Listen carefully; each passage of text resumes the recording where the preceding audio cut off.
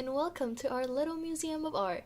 Today, we will be traveling from Europe across the Atlantic Ocean to the United States. As we move across the continents, we have obtained multiple treasures.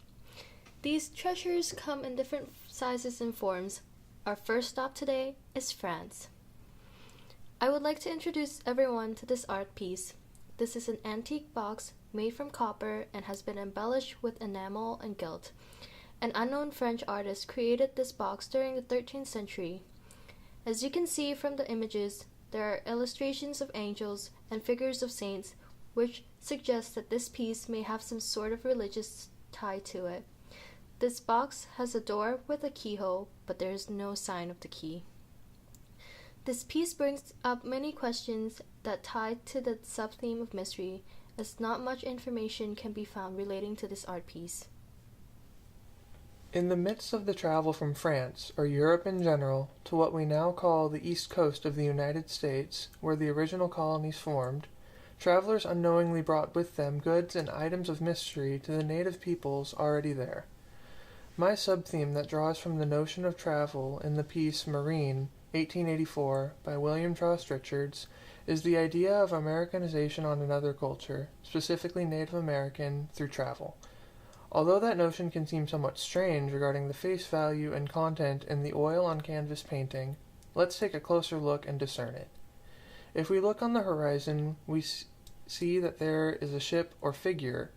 If that is indeed a ship, where are they going? Where are they coming from? Regardless of that, the picture paints an image, pardon my pun, of what reminds me of the pilgrimage to what we call the United States today.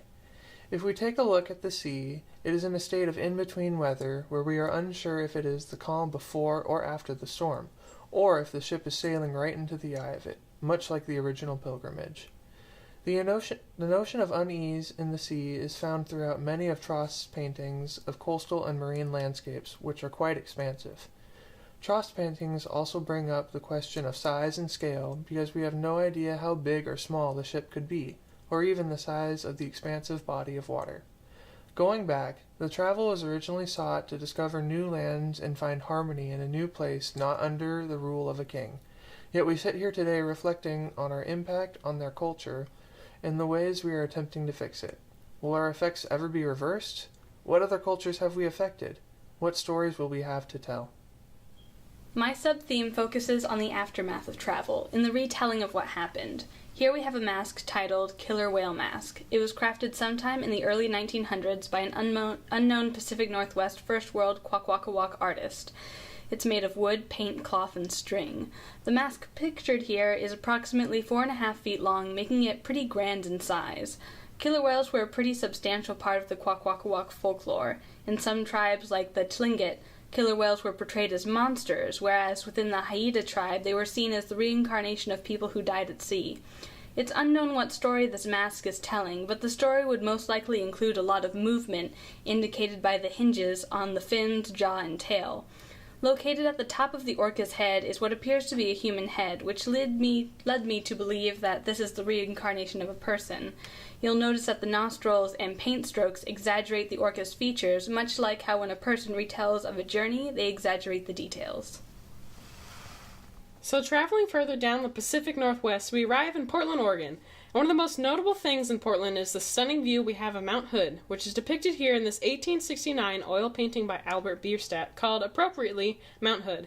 He traveled all around the United States and did sketch studies of great sights, then took them back to his studio in New York and painted them, one of them being this painting here.